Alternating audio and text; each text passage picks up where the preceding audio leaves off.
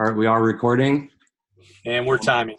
All right, so we got Daria's here, Mitch, Carmen, and Brittany. Thank you guys. For the prompt, it says, please discuss your thoughts on organizational culture, what types of cultures you have experience in the workplace, positive, negative, engaging, entertaining, etc.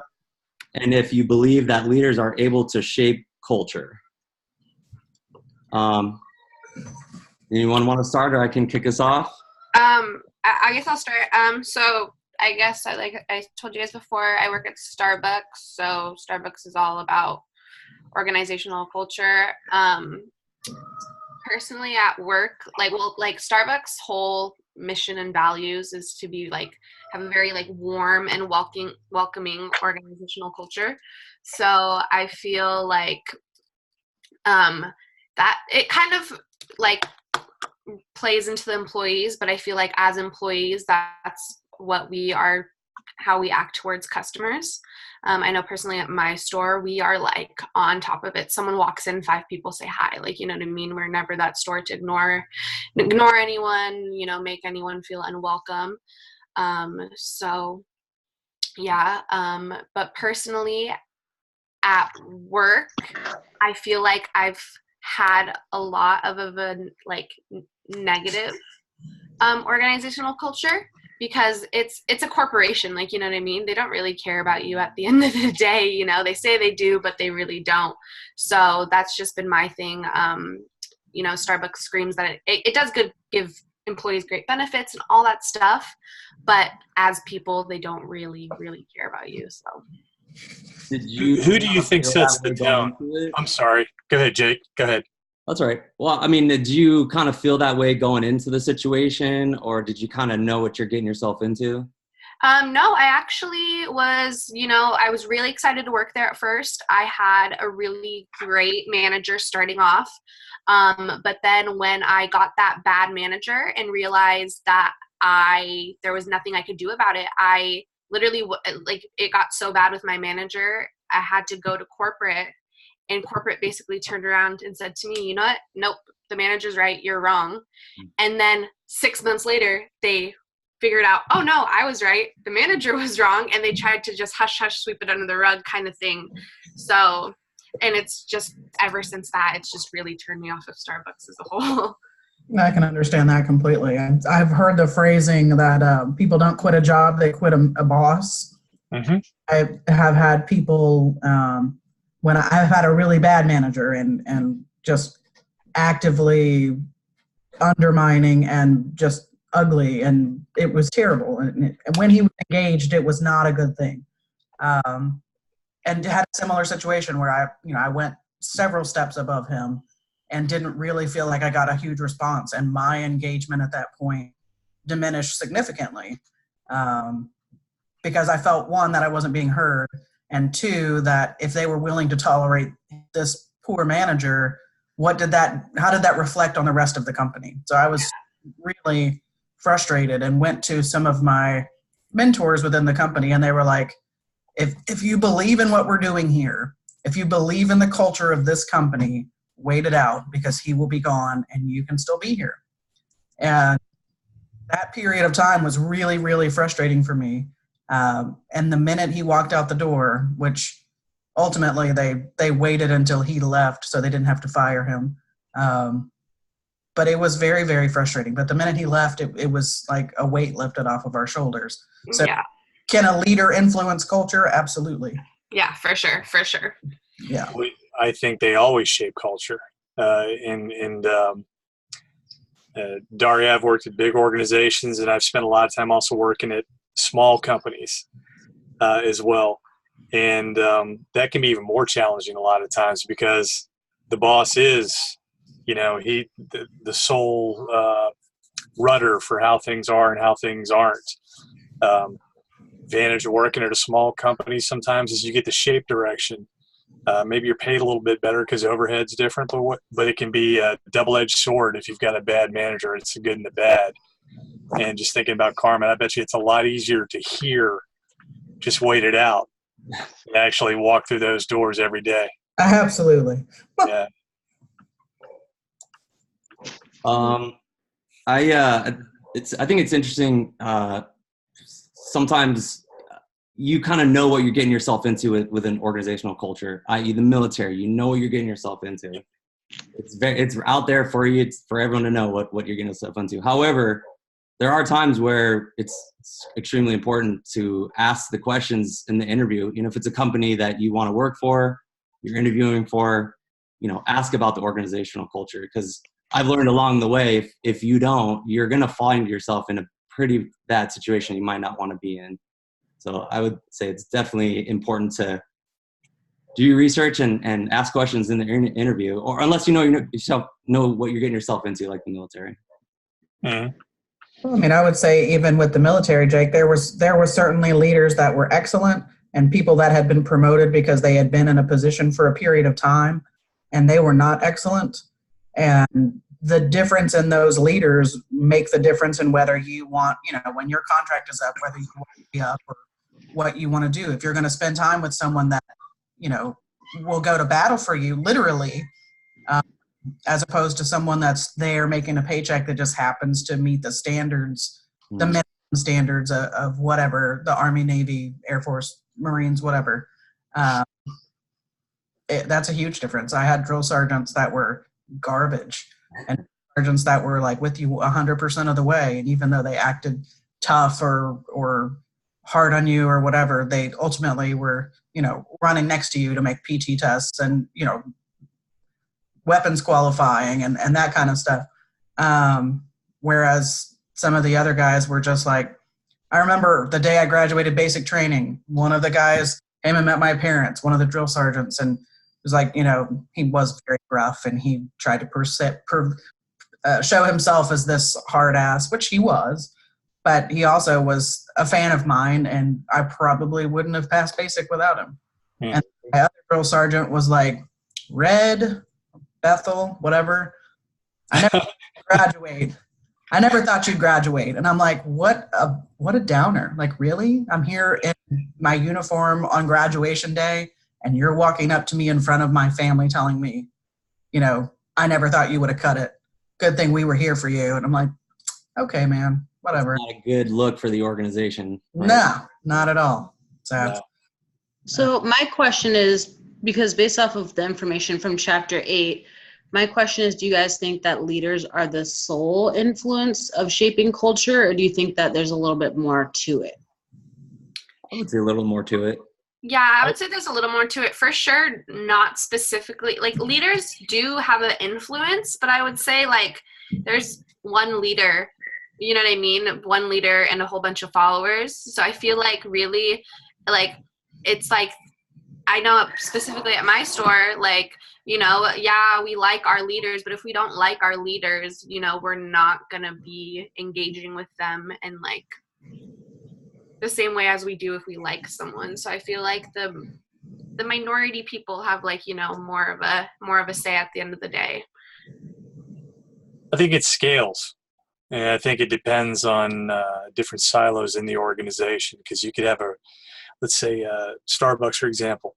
Maybe you got a great store with a good manager, a good team, but maybe that experience isn't duplicatable at every single branch. I remember a situation on the first day of one of my jobs when I left the military. The guy who hired me said, he goes, I'm going to be point blank. My job is twofold. It's to promote you. I can only do that by training you. But it's a win-win situation, because by promoting you and making sure you understand how to do the job, I get promoted.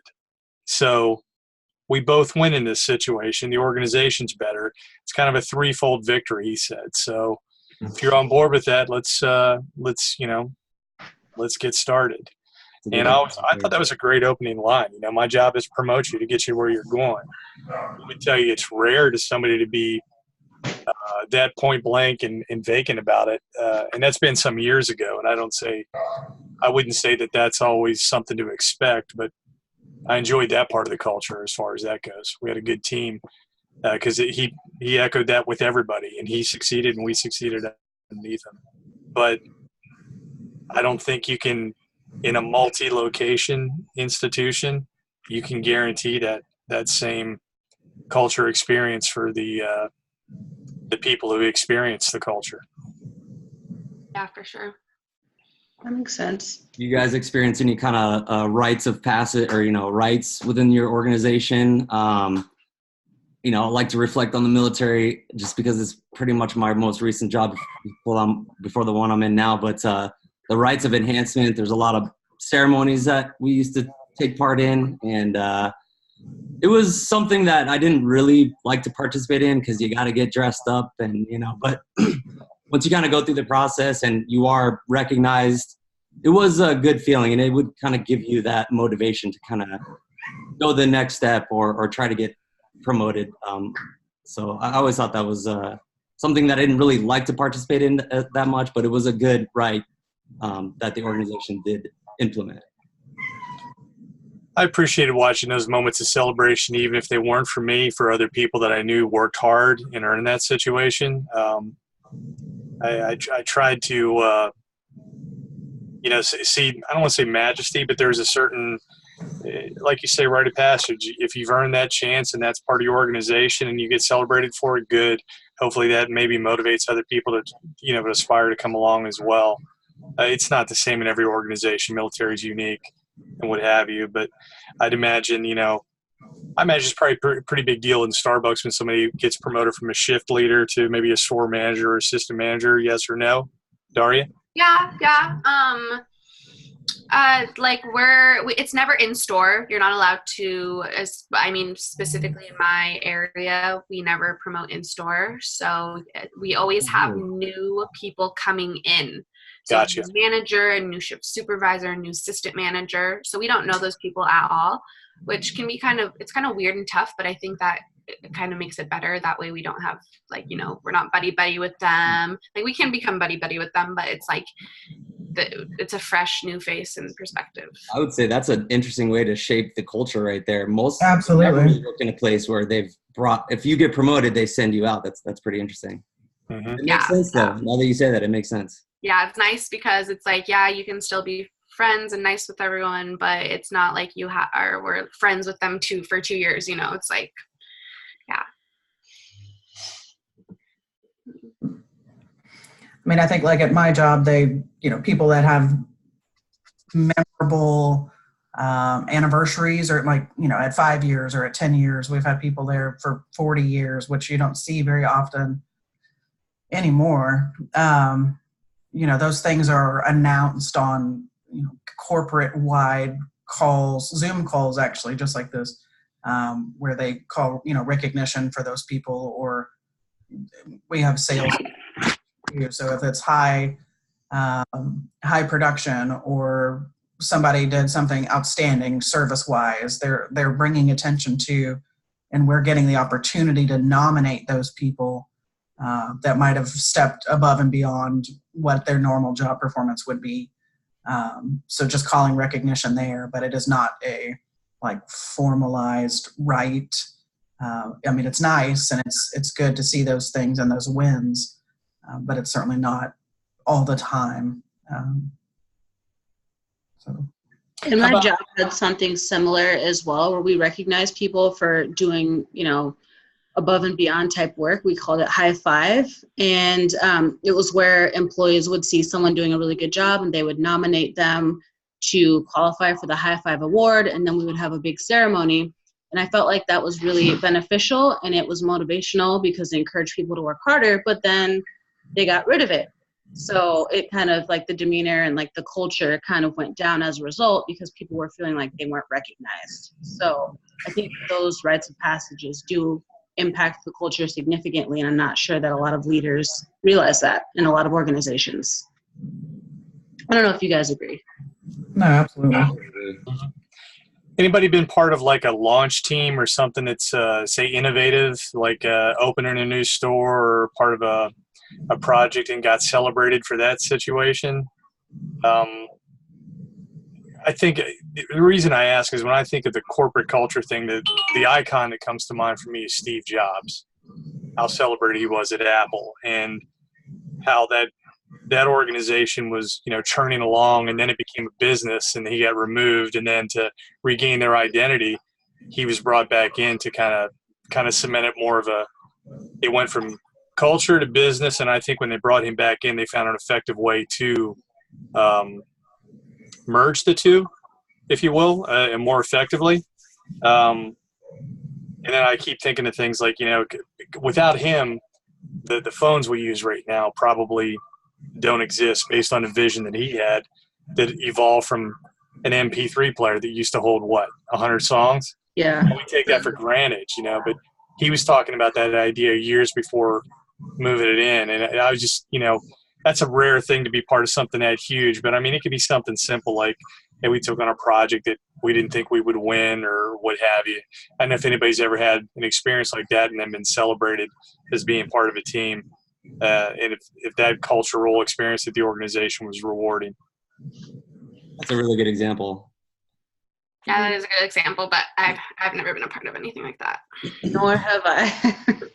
So, I mean, we've seen wins, but not on that scale. And I feel like your example, Mitch, brings us right back to the leader shaping the culture. Mm-hmm. Mm-hmm. Now, I've certainly been in departments and scenarios where maybe there was a really negative person that wasn't necessarily a leader, but they definitely influenced the morale and the vibe in the department, where maybe the manager or whoever was good, but everything out of this person's mouth was not good. And it kind of soured maybe the demeanors of some of the other people that would be celebrating things by just being negative. Ultimately, they let her go, but I mean, she was there a long time. And I think some of the things that we would have probably championed or been excited about was really dampened by just how not enthusiastic she was about it. So a leader in position, but not by practice, in effect. Right. Gotcha. Right.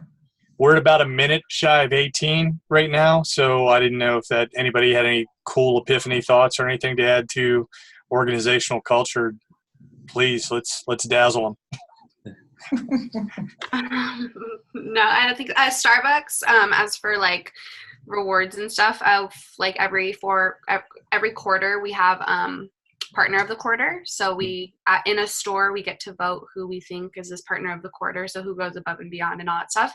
And usually it's rewarded to new partners, which I think is really great because you're a new partner. You come in and you like all of a sudden, usually your new partner, it's like, oh, you don't know how to make drinks and this and this and that. You don't know all of this stuff, but it shows that, oh, we recognize your hard work and your personality and, all that stuff. So I think it's good, especially for new partners, because it kind of puts a little bit of light in their life when they think they're like not doing so great. That's a good part of culture. Absolutely. Good example. We're at 18 minutes right now. If that helps. Guys. Well, thank you so much for your time today, and we'll look forward to you speaking next week.